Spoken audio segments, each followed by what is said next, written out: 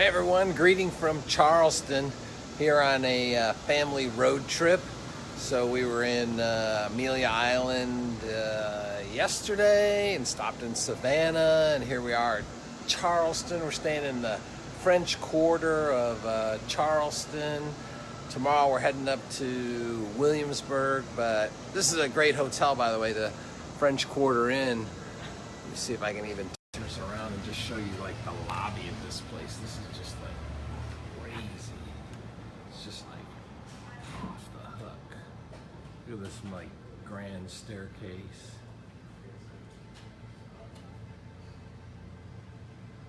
It's just like this really nice, it's kind of like a B&B hotel kind of thing. It's really nice, but you know, it just kind of got me thinking, you know, for my fellow real estate agents out there, you know, how many years did we go without taking any vacation? The first 5 years we started in real estate, Rosangela and I were just grinding it out 7 days a week, 24 hours a day, no vacations, anything like that. And it was really missing out on a lot of stuff. We had to figure out some stuff.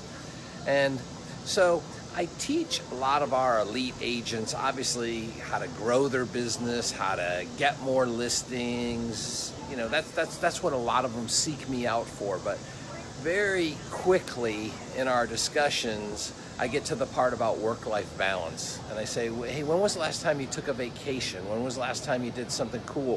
When does your last appointment start? You know, that's always a good question I ask people.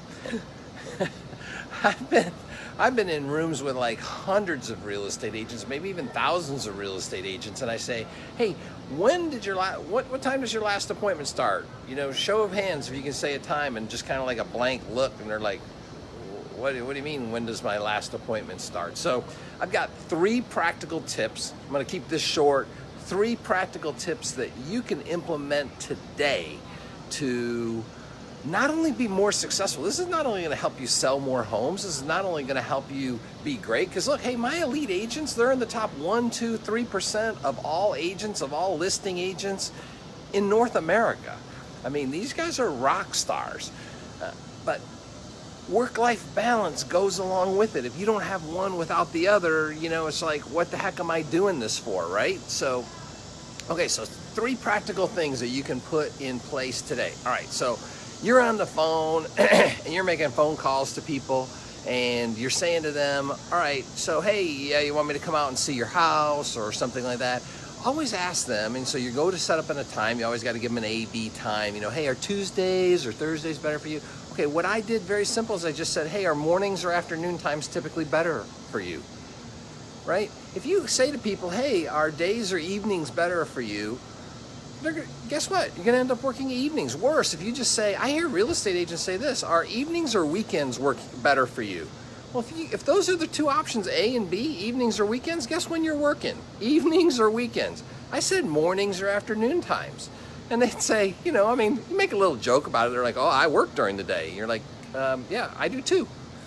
So that just kind of sets the parameter. Did I ever go on a nighttime appointment? Did I ever go on a Saturday appointment? Did I ever go on a Sunday appointment? Of course I did.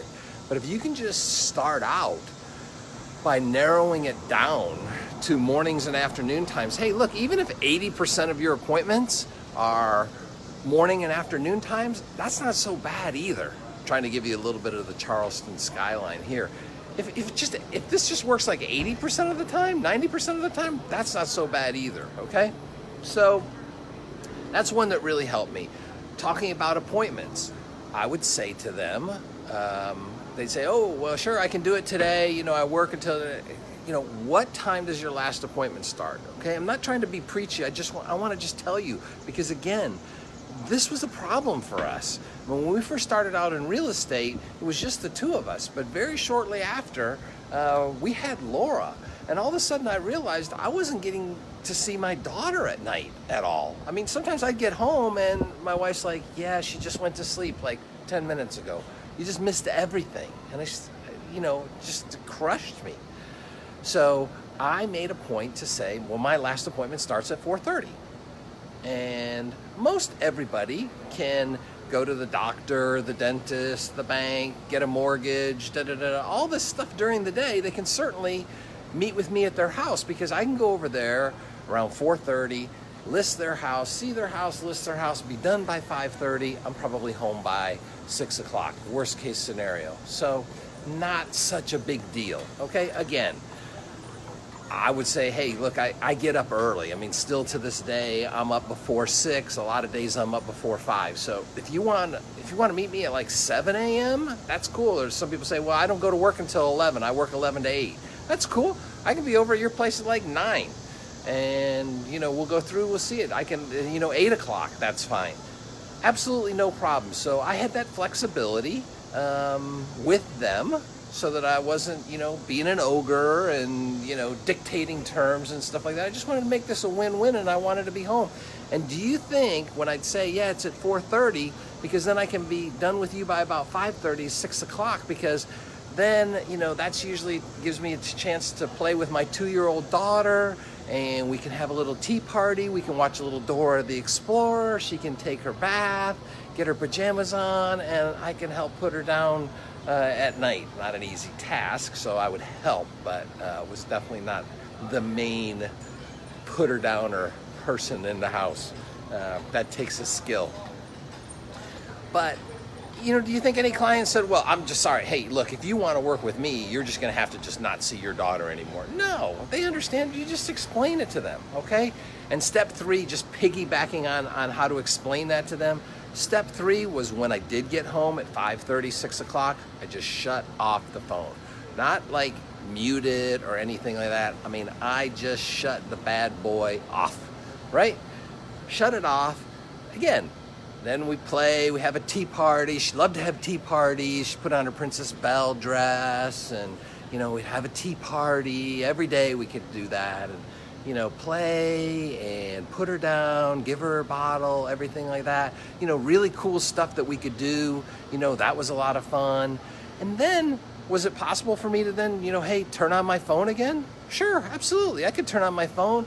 Oh, hey, I had some missed emails. I had a missed call or two. I had a missed text message, stuff like that.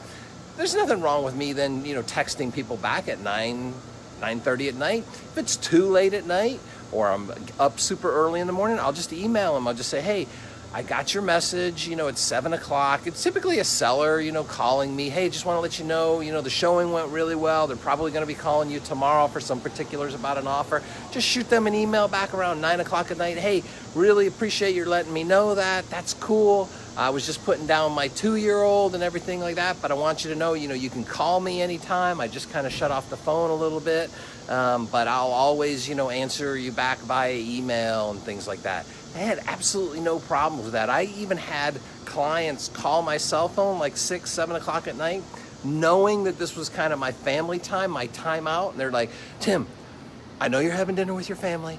No need to call me back tonight. I just wanted to let you know the showing went really well. They're probably going to be calling you tomorrow to find out about an offer, right? So they want to work with people that have a work-life balance, that prioritize family.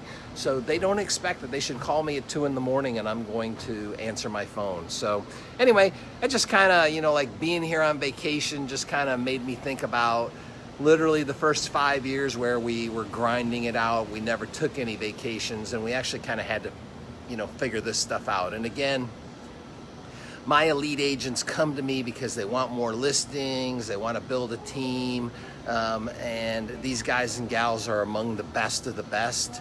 And we spend a lot of time turning this from a job into a business, but a big part of that is carving back out the work-life balance and having your free time. So anyway, I teach this job to a business concept to a lot of people. I've got some dates coming up, different locations around the state of Florida, different times. If you're a real estate agent and you're struggling with a real estate job and want to turn this into a business, just type yes into the comment section and we'll send you out the dates and times where I come out and teach stuff like this. It's all practical stuff. All the stuff that I just said on the video, look, you guys can all implement this today right? This isn't something you got to buy some widget. Oh, the bells are ringing. Cool.